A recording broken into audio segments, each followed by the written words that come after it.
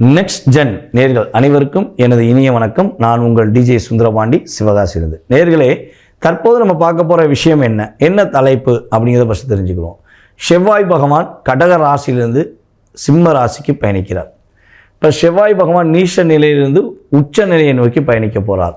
அப்போ இந்த காலகட்டங்கள் 12 ராசினியர்களுக்கும் என்ன மாற்றங்களை கொடுக்க போகுது அப்படிங்கிறத பார்க்க போகிறோம்.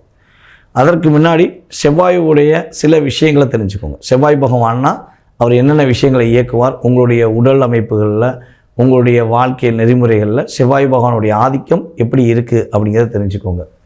செவ்வாய் பகவான் பார்த்திங்கன்னா கடக ராசியிலிருந்து நீச்ச நிலையிலிருந்து சரியாக 7ஆம் தேதி 6ஆம் மாதம் 2025 தன்னுடைய பெயர்ச்சியை தொடங்குகிறார்.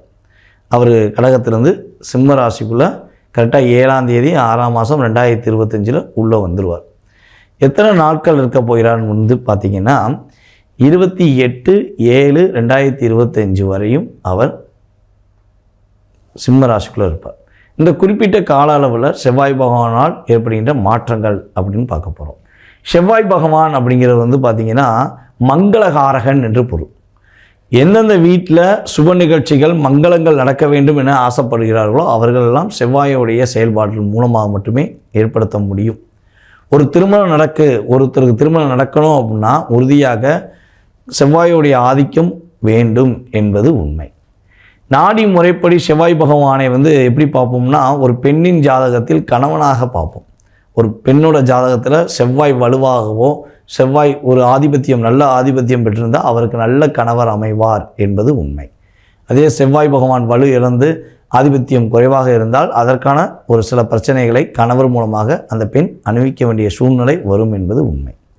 ஸோ பூமிகாரகன் என்று கூட அழைப்பாங்க. செவ்வாய் பார்த்திங்கன்னா பூமிகாரகன் என்று சொல்லுவாங்க. ஒரு பரந்த இடம், காலியான இடம்னா அது செவ்வாயுடைய ஆதிக்கம் உண்டு என்பது கணக்கு. செவ்வாய் நன்றாக இருந்தால், ஒருவருடைய ஜாதகத்தில் செவ்வாய் நன்றாக இருந்தால், உறுதியாக நல்ல ஆதிபத்தியம் பெற்றிருந்தால் அவருக்கு சொந்த இடம் இருக்கும் என்பது சொல்லலாம். அதேபோல் விவசாயம் சார்ந்த தொழில் செய்கிறவர்கள், விவசாயம் பண்ணுற நம்மளுடைய விவசாய பெருமக்களுக்கு செவ்வாய் ரொம்ப சூப்பராக இருக்கும். செவ்வாய் நன்றாக இருந்தால் விவசாயம் சூப்பராக வருதுங்க, நல்லா வருதுங்க, நான் விவசாயம் தாங்க என்னுடைய உயிர் மூச்சு அப்படின்னு சொல்லக்கூடிய வார்த்தைகள் பலிதமாகும் என்பது உண்மை. நம்மளுடைய உறவில் செவ்வாயை எப்படி எடுத்துக்கலாம்னா, இளைய சகோதரன் சகோதரிகள் என எடுத்துக்கொள்ளலாம். இளைய சகோதரனை குறிப்பது செவ்வாயுடைய காரத்துவமாக வருகிறது. உங்களுடைய உடல் பாவகங்களில் பார்த்திங்கன்னா நம்மளுடைய இருதயம் இருக்குது பார்த்திங்களா, இருதயத்தை காக்கிற நெஞ்சு எலும்புன்னு சொல்லுவோம் பார்த்திங்களா, அந்த பகுதி செவ்வாயை குறிக்கும். இரத்த நாளங்கள், இரத்தம் சம்பந்தப்பட்ட விஷயங்களை குறிப்பது செவ்வாய். அப்போ ஒருத்தருக்கு செவ்வாய் திசையில் அல்லது செவ்வாய் சம்மந்தப்பட்ட விஷயங்களில் ரொம்ப பாதிப்பு இருக்குது, அது எப்படி என்னால் செவ்வாய் பகவானுடைய ஆதிக்கத்தை என்னால் தாங்க முடியல அப்படின்னா அதை சமாளிக்க என்ன செய்யணும்னா இரத்த தானம் கொடுக்கணும். இரத்த தானம் கொடுத்துட்டிங்கன்னா செவ்வாயோடைய வீரியம் உறுதியாக குறையும் என்பது உண்மை. ஸோ அதுக்கு அடுத்தபடியாக பார்த்திங்கன்னா மண்டை ஓடுன்னு சொல்லுவோம் பார்த்திங்களா, இந்த மண்டை ஓடு செவ்வாயுடைய காரத்துவத்தில் வருகிறது என்பது உண்மை. உணவு பழக்க வழக்கங்கள் சம்மந்தப்பட்ட விஷயங்களில் பார்த்திங்கன்னா எந்த உணவாக வருகிறது அப்படின்னா, அதாவது காய்கறிகள் அப்படிங்கிறதுல நம்மளுடைய தேங்காய் செவ்வாயுடைய ஆதிக்கம். செவ்வாய் தேங்காயுடைய முழு ஆதிக்கத்தில் இருக்கார். அப்போ இந்த கந்திஷ்டி உடையணும் அப்படின்னா என்ன பண்ணுவோம், தேங்காய் சுற்றி தலையை சுற்றி போட சொல்லுவாங்க. அதே போல் பார்த்திங்கன்னா ஒரு நல்ல விஷயம், நம்ம மங்களகரமான விஷயங்கள் எல்லா விஷயங்களுமே தேங்காய் உடைப்போம். அப்படி தேங்காய் உடைச்சிட்டோம்னா செவ்வாயோட ஆதிக்கம் சிறப்பாக இருக்குது என்று அர்த்தம்.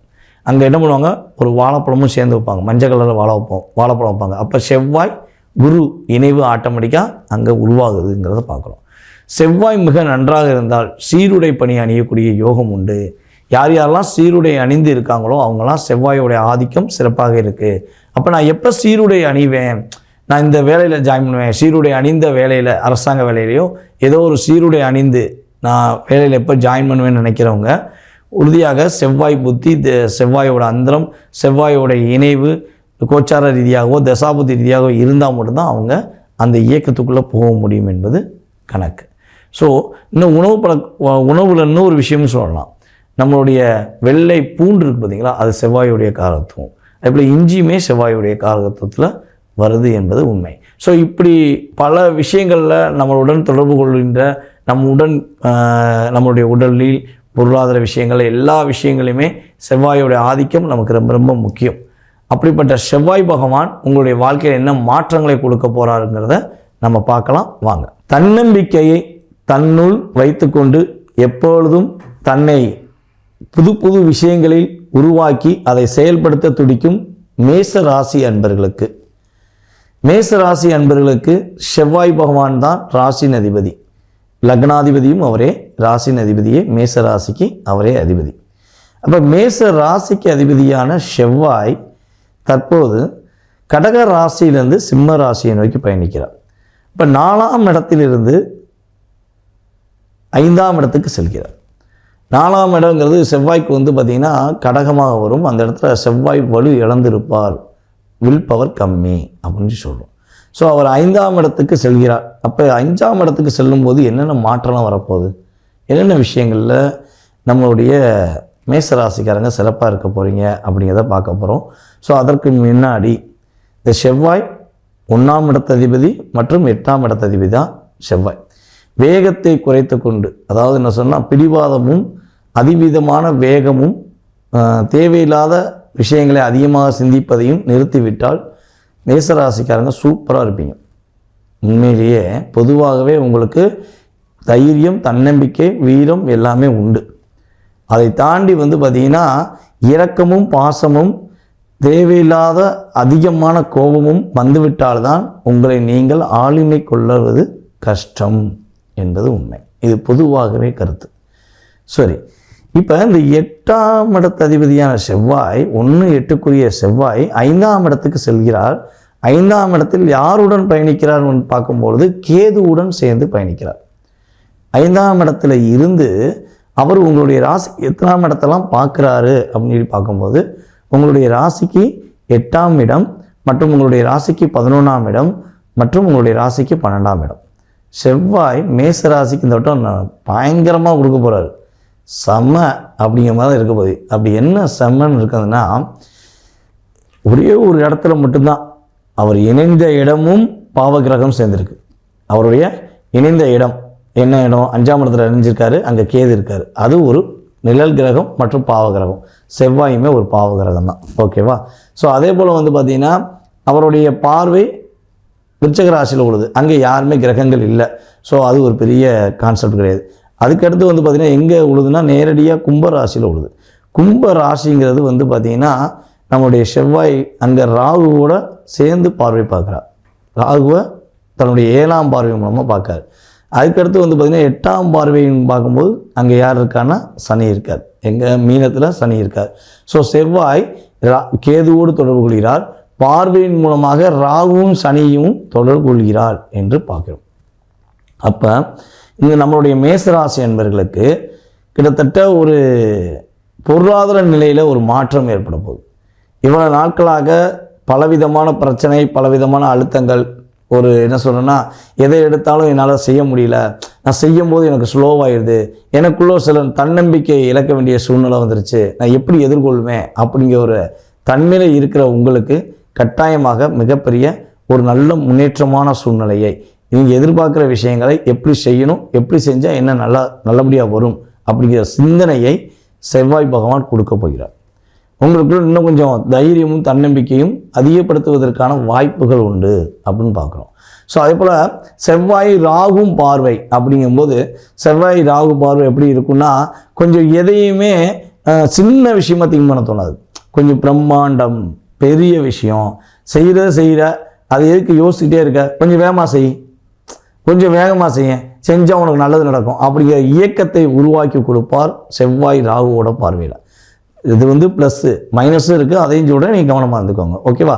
ஸோ அதே போல் பார்த்திங்கன்னா உங்களுடைய ராசிக்கு 12ஆம் இடத்தை பார்க்குறாரு. பார்த்தீங்களா?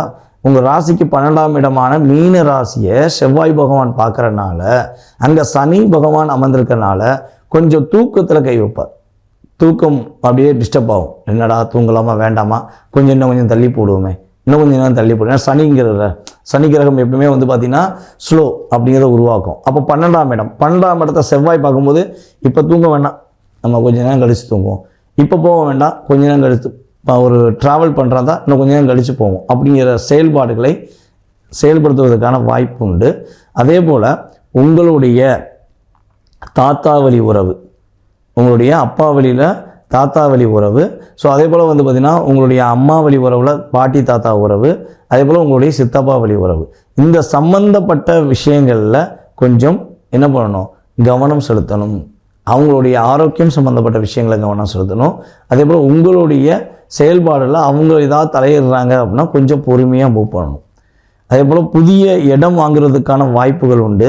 அந்த இடத்தை வாஸ்து ரீதியாக செக் பண்ணி வாங்கணும். ஏன்னா என்ன பண்ணுவார்னா, கேதுவோடு சேர்ந்துருக்கனால என்ன பண்ணுவார், சட்டார்னு ஒரு லாக் பண்ணிடுவார். பெருசாக காட்டி என்ன பண்ணுவாங்க, ஏன்னா கையெழுத்து போடும்போது பார்த்தா அதில் ஒரு 15 அடி குறையுதுங்க. கிட்டத்தட்ட ஒரு ஏக்கர் வாங்குறீங்கன்னா அதில் கொஞ்சம் ஒரு குறிப்பிட்ட அளவு வந்து குறையுதுங்க, அட்ஜஸ்ட் பண்ணி வாங்கிக்கோங்கம்மா.